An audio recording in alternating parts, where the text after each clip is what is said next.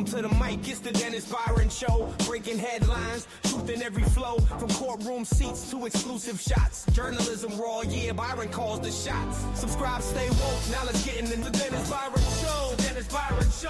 The Dennis Byron Show. The Dennis Byron Show. The Dennis Byron Show. The Dennis Byron Show. The Dennis Byron Show. The Dennis Byron Show. The Dennis Byron Show. The Dennis Byron Show. The Dennis Byron Show. The Dennis Byron Show. The Dennis Byron Show.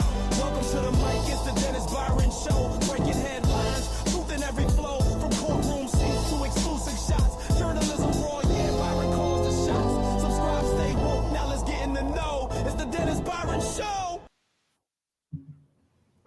All right, good morning, ladies and gentlemen. Good morning. First and foremost, put a one in the chat if you hear the sound of my voice. We are back. We are back. And as my guy says, we are back again.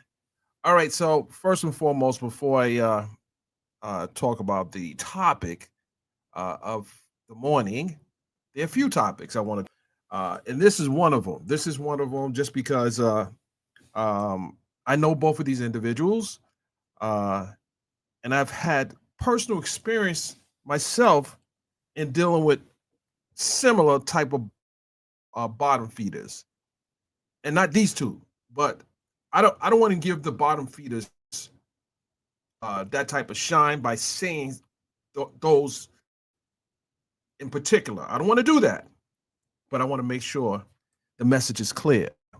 We see what you're doing. We see what you're doing. Now you have several that have fallen below the radar in their behavior. Several will never rise above the level where they're going to get that attention. Because how do you from getting that type of attention is you just don't talk about them. But we see you and see what you're doing. So, ladies and gentlemen, before I get into some things, I want to shout out my man, my hip hop brethren, my son, the General. He was just tapped 2 days ago to work on the transition team for the newly elected New York City Mayor, Madami. Zohan Madami is doing something I have not seen any New York City mayor do ever. He is truly reaching into the culture of hip hop and bringing them on this transition team. And while many of you are not from New York City, I am from New York City. Not only has he reached and pulled my brother, my son, the General up, but he has also reached and pulled my little sister up, Tamika Mallory. And I will be on the phone with them later today discussing some things.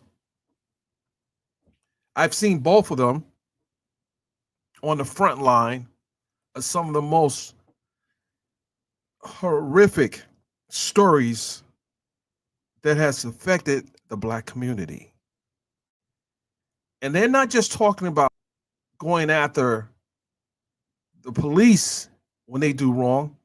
They are also highlighting, and in particular, my son, the General, is highlighting those individuals that are in the Black community that have done some awful things. So the conversation had by both of them addressing two very important issues in the Black community. So once again, shout out to the newly elected mayor who will be taking office in less than 30 days, Zohan Madami, as well as my brother and sister, Tamika Mallory, and my son, the General. And we see what you did, New York Post. You tried to slam my brother, call him a crime boss. I would say, respectfully, I've stopped reading the Post over 20 years ago. I've stopped reading them. because I know what they stand for. So I stopped reading them. But with that said, ladies and gentlemen, I also want to talk about another quick topic. And this may need a whole separate stream. But in any event, Mayor Zohar Madami is pretty much on the forefront right now of mayors around the country. But we have a vice president who has jumped into hip hop. Let's say he jumped in the hip hop circle for a minute. He tweeted, and I was surprised to see this. He tweeted, Nicki is greater than Cardi. Wait a minute. Nicki is greater than Cardi? And people will debate that. They will debate that. But the fact that the vice president of these states had the time to tweet such a, I don't know what to call it.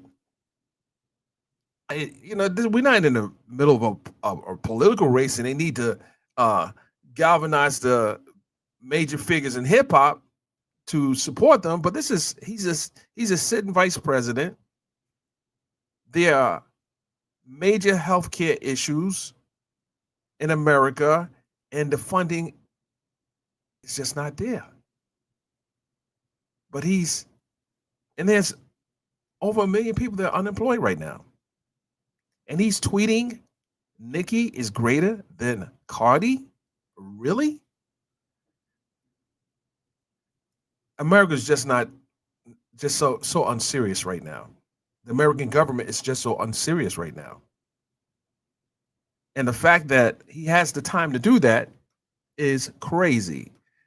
But I'm going to get on camera right now. We're going to get on camera. We want to talk about this particular topic real quick. I'm not going to be here too long. Oh, wait a minute. Before I get on camera, well, actually, I will get on camera, but I want to share some things here. Hold on. I don't think I can play it now, the music, just because it is everywhere. I don't think I can play this right now. And you'll say, well, Mr. Byron, what is it that you can't play? First of all, hold on a second here. Get that camera over here. Here we go. All right. Okay, guys. Good morning. So, what I can't play right now, I think I can play it because I still get revenue from it. So I want to share this video real quick. Because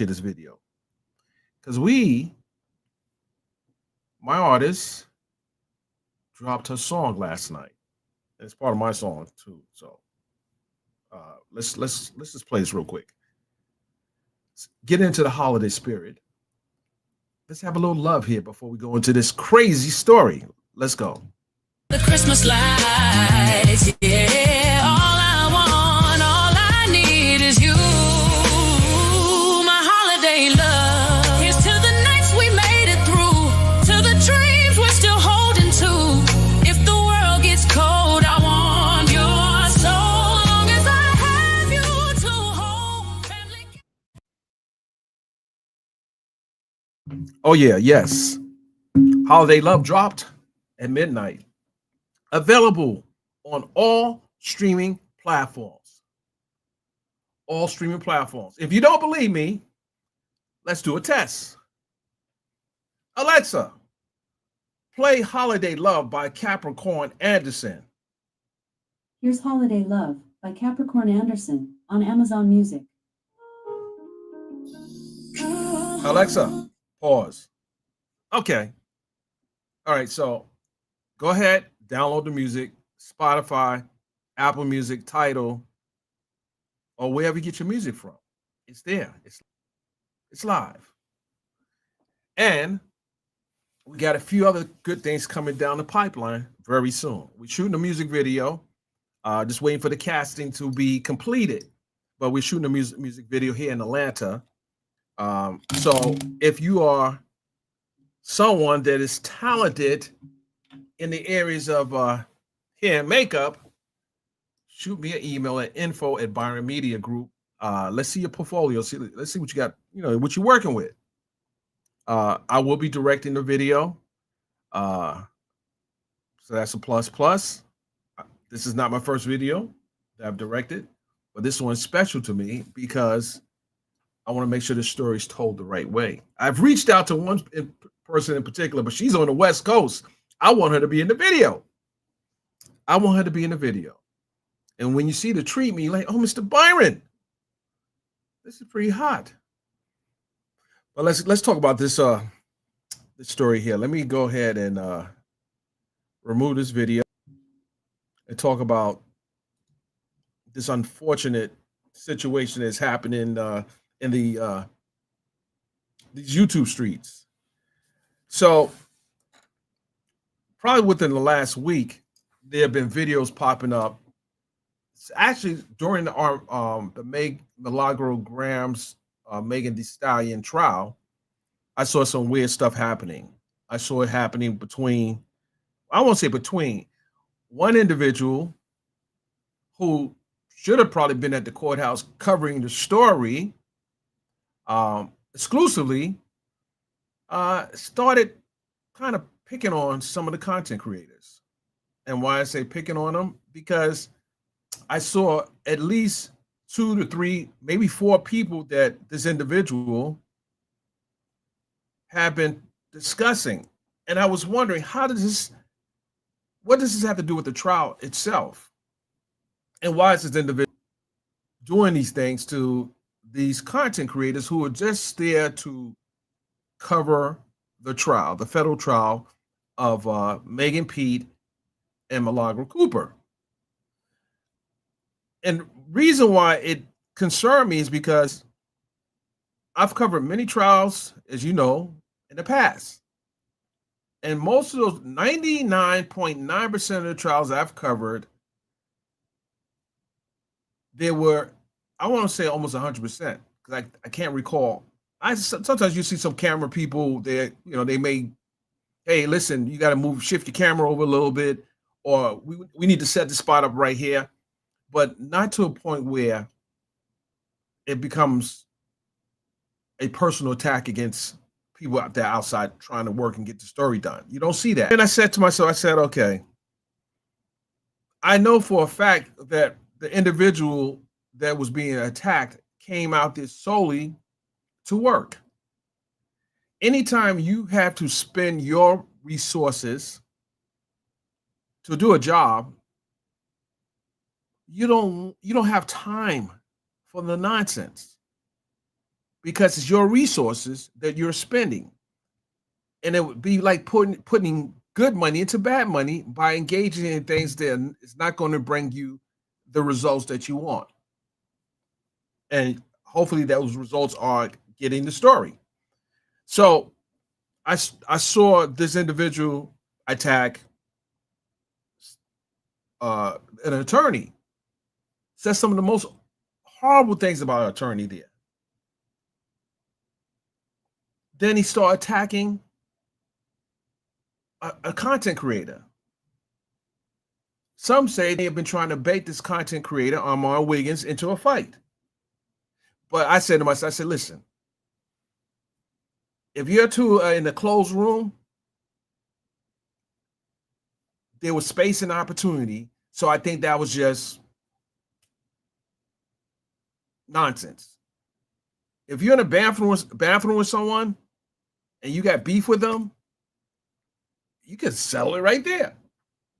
Now, I don't know how it would end up. You might be sitting in a federal lockup, but I mean, if you really have beef with someone and you feel that that person is threatening you, you might have to put those paws on that person. I don't know. I'm not an advocate of violence. I'm an advocate of defending against violence. I'm an advocate for that. But I don't say go out and start fights with people. No, I don't do that. I didn't do that when I was young. I'm not going to do it in my age now. I'm not going to do that. But it's getting to a point where some have to take measures to protect themselves. Just think about this. You get up to go to work every day, and you have a coworker is just fucking with you. What are you going to do? You're going to go to human resources, you're going to file a complaint, or you're going to go to your direct manager and let them know that this is the issue you have. But when you're an independent content creator, you don't have human resources, you don't have a direct manager, you have to assume those roles in order to get a resolve to the situation. What does those type of resolution are you going to employ? Well, if you don't want to engage in the physical resolve to the situation, you have to find another solution. And if it rises to the level where you have to bring in another party to resolve it, you might have to do that, because you can travel all over the country, but it's still your workspace.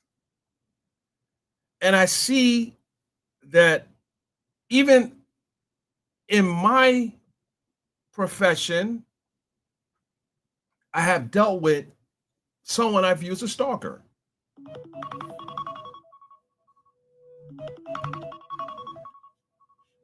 Oh my goodness. My phone's turned off. I'm sorry, guys. I'm so sorry. My phone was turned off. Okay, I apologize for that. So, and you have to figure out a way where you can outcome and get the job done, the job you came out there to do. So I'm looking at the two people here that have been attacked. Both of them have been attacked by this individual. So I'm saying to myself, okay, I saw this individual in New York while I covered the Diddy trial. I personally never had an issue with him because it would have been handled right there. It wouldn't have went nowhere. It would have been handled right there in real time. Not after I leave the state. It had to be handled right there. You know, give it an opportunity to grow. So,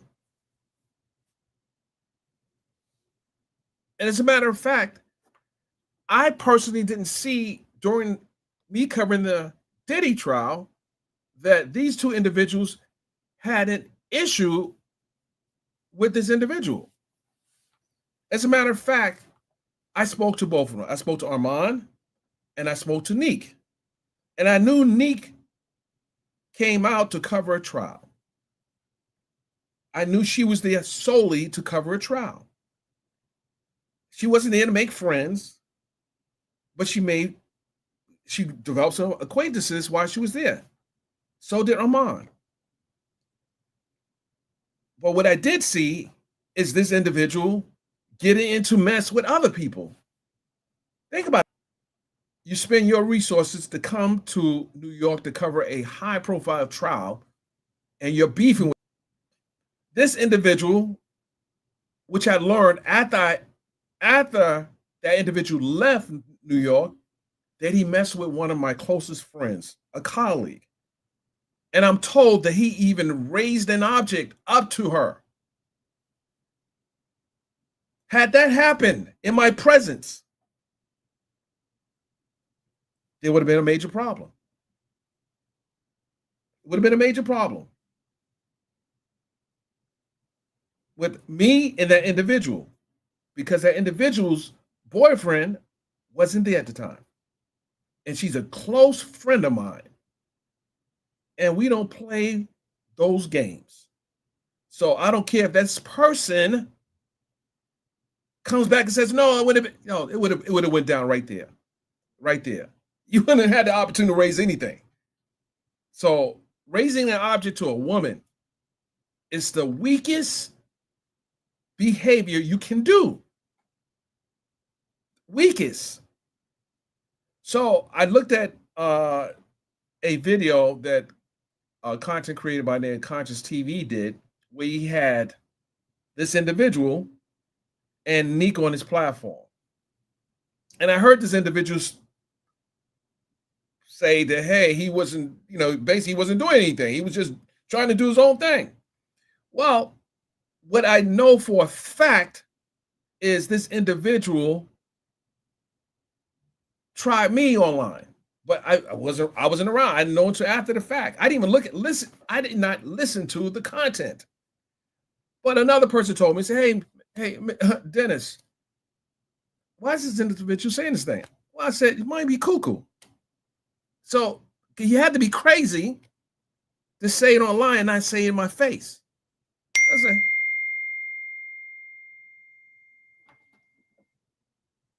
Hold on 1 second. Hold on 1 second, guys. Hold on 1 second. I'm seeing, hold on a second. Hold on 1 second.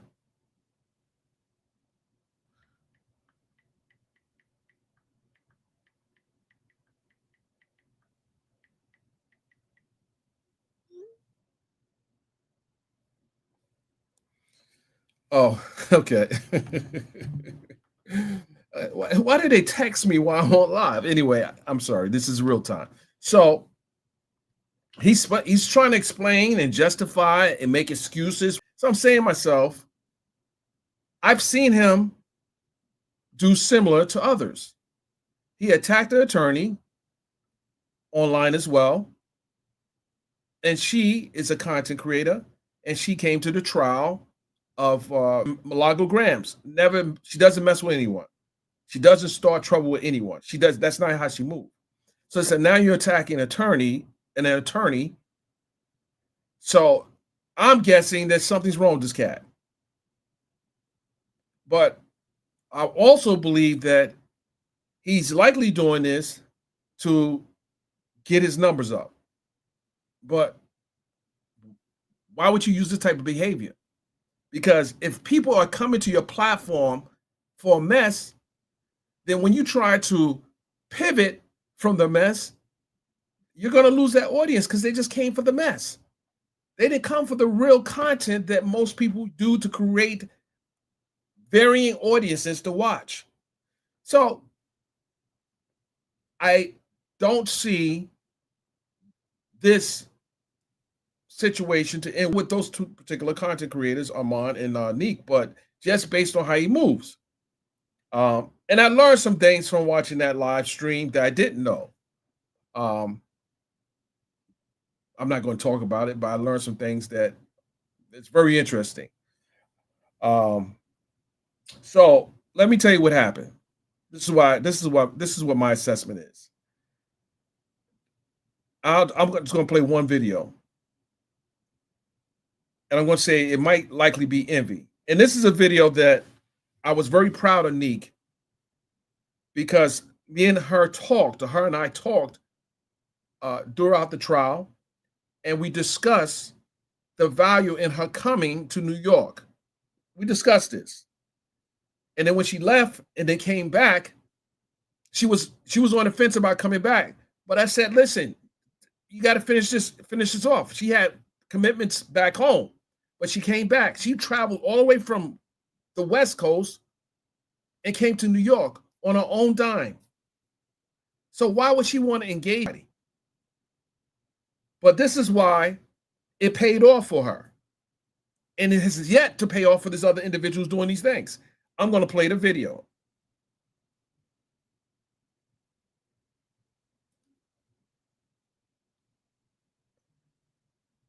This is my colleague, Laura Coates from CNN. And I thought this was powerful and was worth this was the value in what Nique did. About what they think is happening, but you were getting it. If these people had been part of the jury, they wanted you to know exactly how they felt. Yeah, the way I approached it was, right, I'm just going to give it to you. This is what the prosecution said. This is what the defense. So you have Nique, you have Abdi, and you have Lauren LaRosa on this platform, CNN. The same CNN that released the Cassie video, anyone else released the Cassie Diddy assault video. But she's on this platform. That was major for her. And then we have Armon Wiggins. But let's go ahead and look at this. And said, now battle it out in the comments. And you would see that people arguing with each other, people trying to explain why it was or wasn't Rico, for example. And so I think people appreciated having that space where they can interact with each other and they can. And so for me, it was, again, kind of like what you said, like I came up through traditional media and I wanted to bring that platform in a way that was native, though, to TikTok, for example, native to Instagram, and digestible for people. And so in a 1 minute, 2 minute video, I was able to give them a lot more information, but also give them a platform where they can use the comments to discuss their opinions. And feel a part of a community. I mean, one thing you saw outside that courthouse is that, and I'm frankly would been there day in, day out, what they do now, because there were people who were covering it. And then I'm like, well, where are the rest of you? And what do you do when you're not here right now? And we're talking about. Okay, so look at those optics right there. Nique is on one of the biggest media platforms in America and around the world. So why do you think this individual attacked her and then attacked Armon Wiggins? Well, Armon Wiggins, too, was on several big platforms while he was covering the Diddy trial. They came and they conquered. Oh, I was on a big platform too, but I'm not going to pat myself on the back. But my point is, these two individuals came out and they did their damn thing. But the person that is attacking them, he's on YouTube making up all kind of crazy stories, in my opinion. And I'm gonna tell you something. When I covered the Elijah or Nature Boy trial, and there was a day, for those who watched the trial, there was a day, and I want to say it was the last day, where the judge revealed that she had COVID in that case. So I decided to stream it remotely. Every day I was at the trial until I learned, along with the defendant, that the judge had COVID. So I decided not to go that day. And during that stream that I was doing, this individual was streaming my stream. He was literally, I'm like, why am I on this guy's platform in real time? I'm like, okay. No, okay. So, you know, because you needed a Rule 22. Nique had one. Nique was the other content creator that covered that trial. And not only did she cover the trial, I'm gonna show you about real content creators. She was covering Nature Boy before a lot of us. And she basically had a whole series that she was covering them. And she had a Rule 22, something required in the state of Georgia, just in Georgia, where she can grab the footage. That was real content. She did her research. She did a series on Nature Boy. I learned from her about this Nature Boy story. So she developed a story to cover. So my point is, she's on a national major platform. She has more to lose, and Armon has more to lose by engaging with this person that, in my opinion, is a bottom feeder. A total bottom feeder. He hasn't carved out a lane for himself. And if he thinks attacking content creators is going to take him to the next level, the next level could be up or it could be down. So my point is, you cannot give these bottom feeders your energy. I'm only talking about this right now. I don't give a damn about the situation as far as this individual after this. He can cry, scream, whatever you want to do. Because he was actually going to be in my documentary for the trial. But that's done. Can't have you, messy Marvin. in anything I have to do. I can't elevate the nonsense unless he has a I don't know. I can't really. That's a hard pass for me. But my point is, you cannot allow these type of people to take away your shine. And I have been guilty of that myself.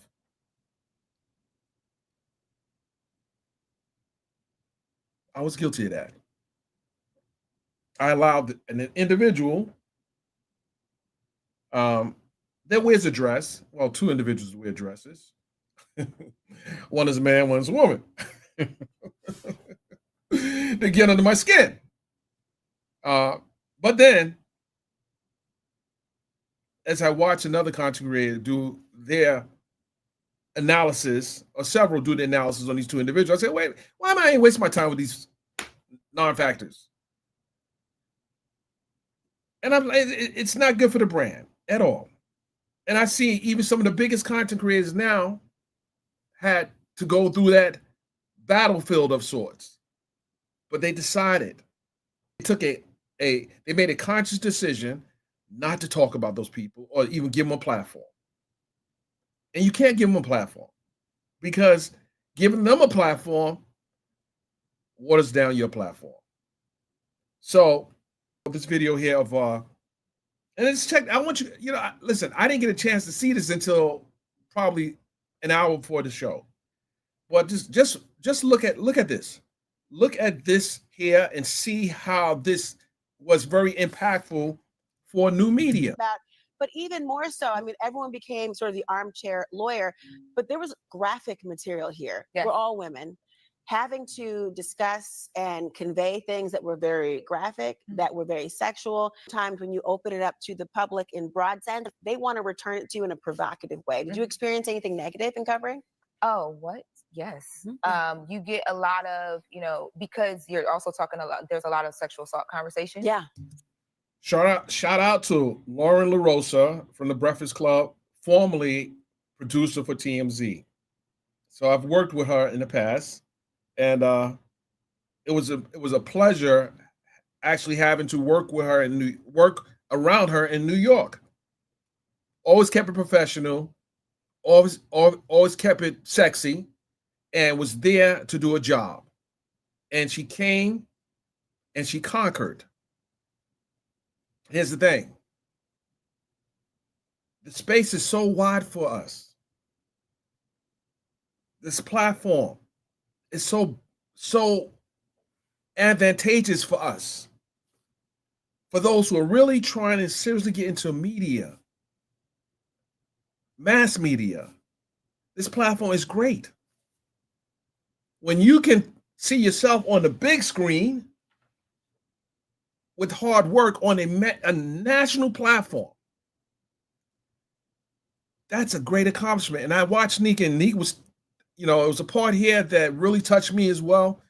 I want to play this. So when you're honest about not even opinion or how you feel, but just what was, I really don't want to bypass what Lauren's saying, but I know Nique is part of my subject I'm talking about today. Presented from both sides. If you present too much of what the prosecution said that day or what the defense said that day, it's like, oh, you hate women and you don't believe, victims, and you're a woman and you're supposed to. But it's like, no, I'm literally just giving you the facts and allowing you guys to digest what you believe, what you don't believe, or that's not what I'm here for.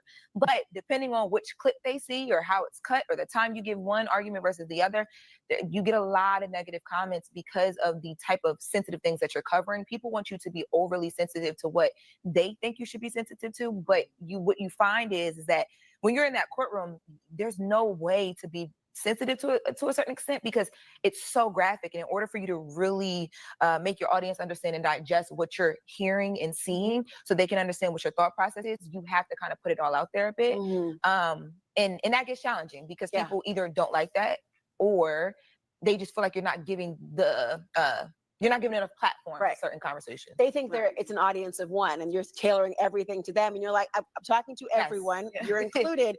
Nique, let me end with you on this point, because I wonder, was there a moment that will stick with you and resonate from what you saw either inside the courtroom or from what you experienced outside?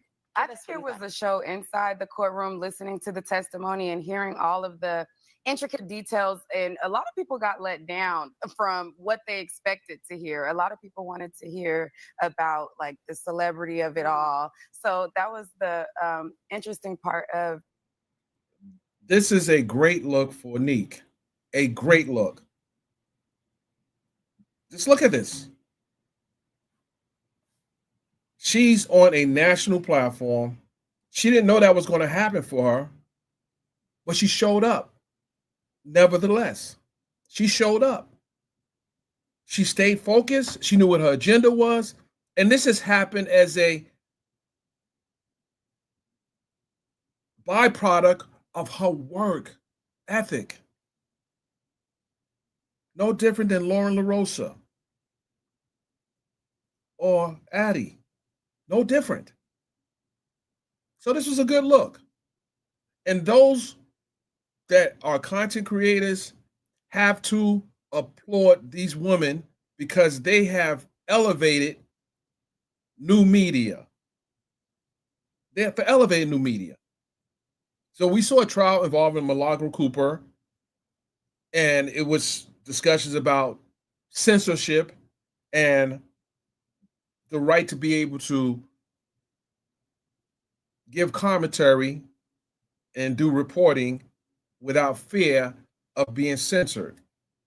Well, if there are women, these type of women, the ability to be able to have it create platforms. So when you look at the bottom feeders and they're not at this level, you gotta ignore them. Just plain and simple, ignore them. And I offer opportunities for others to work with me so we can create even more opportunities for others. Just 2 weeks ago, two people that I respect, Valerie Lenore and Nala Says, to get on the platform with me. And guess what? That show went viral. It got picked up by everybody on the Breakfast Club and the other people clipping people out and everything. But the point I'm trying to make to you is if you're not elevating those around you and you're pulling them down, you're a bottom feeder, plain and simple. So I want to watch this real quick. Trying to get to the meat and potatoes of everything that's going on. But outside of the courtroom, it was like a reality show. So it was inside. You hear all these details about Cassie, Jane, and all of these things that's going on in the bedroom, all of these explicit details. And then you go outside the courtroom and then you see all of these people arguing, line sitters getting into it with each other. Like it's like two worlds going inside the courtroom and out. Oh, I'm not going to play the whole video. I want you guys just to see that. That was powerful for her. And I'm very proud of her. Very proud of her. And you have to respect she put in her work. And so did Armon. I want to pull a clip of Armon while we at it. Let me pull a clip up of Armon. I just don't want to, I want people to say, oh no, you just pick Nique. No, I want to get a clip of Armon as well.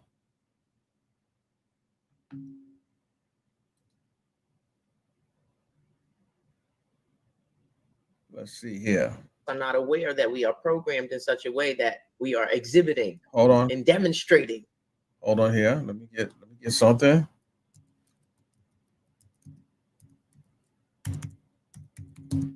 Let's just put him on Armon Wiggins. This is my guy here. Control. Okay, we are getting dangerously close to being knockoffs of Paula Abdul and Simon Cowell. Let's bring in Armon Wiggins. He has been in that courtroom every day watching this trial. He is a huge YouTube star who has been chronicling everything he has seen and heard with a big audience. And it's a different audience from this one. And getting that perspective I think is incredibly useful. So Armon, welcome. Hey guys, thanks for having me. I'm so excited to be here. It's an honor. So I appreciate you guys sharing the platform with me. Armon, you have a different perspective of this. I mean, you're talking to a huge YouTube audience. It's a different audience. Dying to know how you have absorbed this trial. Yeah, I'll be honest with you. Up until this week, because I'm in the middle. I don't hate Diddy, but I'm not for Diddy in that way either. So I'm here for what the evidence proves and what's right. And up until this point, I felt like the defense really could have taken it. But it was Capricorn Clark for me in her testimony. And I think that what we're missing, and I wish Ray J was still here, they are saying the same story. Everyone, even from Cassie to the assistants to Capricorn, yes, they may have went back. Yes, she may have wanted her job. But the underlining tone of it all is, yeah, we like Diddy. We respected Diddy, but he was a monster. And he always made each and every one of us do something against our will, whether it been Cassie, whether it be the assistant, whether it been Capricorn. And I think Capricorn arguably had the best testimony out of Cassie, out of everyone there. Okay. And so for me, I think when we say, well, Capricorn wanted her job back, I think it's important to note that this woman is a single mother. Her son has autism. She doesn't have her mother or her father, so, which means they don't have grandparents. She's got this high profile job. Diddy is running the, and now how do you go from being an executive at Bad Boy to Target? You just don't. You develop a certain lifestyle, you develop connections. All she wanted was her job back. So I think she was at a point to where, you know what, I would even deal with this mess because I need to eat for my family. It's not about me loving Diddy or wanting to be with him. I'm going to say what I have to say to get the money. We can't act like Diddy doesn't provide a lifestyle for all of these people. These people don't necessarily want to deal with it, but they need some of the fruits that their labor, that working for him provides. So I can see through that, and I feel like the jury can see through that. Now, the defense is really great at causing doubt within witnesses over small, minute things like the glove. That was a good move. Like, oh, well, you didn't test the glove. Well, I can see them. So, again, both of these individuals have been platformed on some of the biggest media outlets in the world. So it doesn't behoove them to even come down to the level of a bottom feeder, because they are on the trajectory of success. They're out of here. And it's painful to see people work so hard, myself included, to have to deal with the likes of bottom feeders after they work so hard. So let's not engage these people. Let's just not engage them. That's it. Plain and simple. And this is why I believe that Nique and Armon are being attacked. And people are hating on them because, quite frankly, some of them will never have the opportunity to be on big platforms. Never. And I think that that's eating them inside. And it you know, just got to ignore the situation. You really do. So, ladies and gentlemen, it's important to protect your peace. It's important to protect your peace. And sometimes you have to move away from the mess rather than engage in it. You just have to move away from it. And let them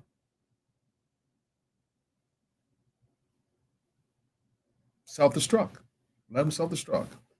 And that's what I'm seeing with this situation here. With that, ladies and gentlemen, I appreciate you coming in. Go download Holiday Love on all streaming platforms. I'll see you on the next live. Peace.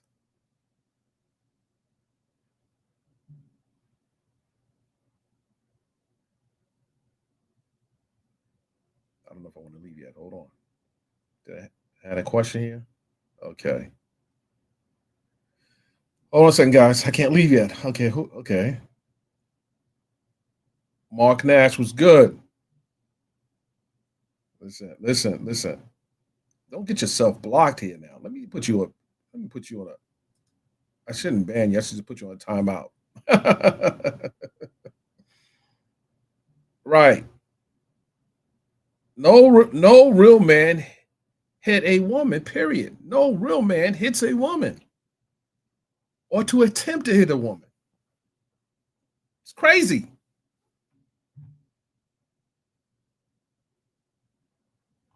No, you don't put your hand on a woman. If you ain't willing to put your hand on a man. Don't do that. You don't hit a woman, period. No. Wait a minute. I'm sorry, guys. I was reading someone's text. Yeah, you don't do that.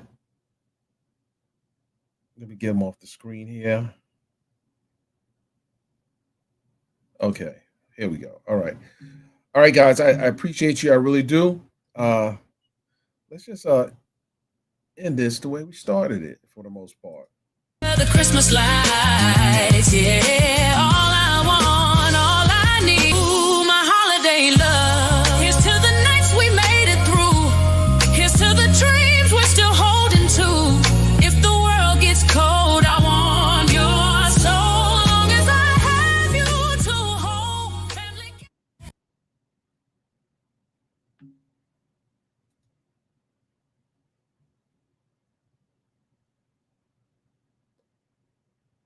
All right.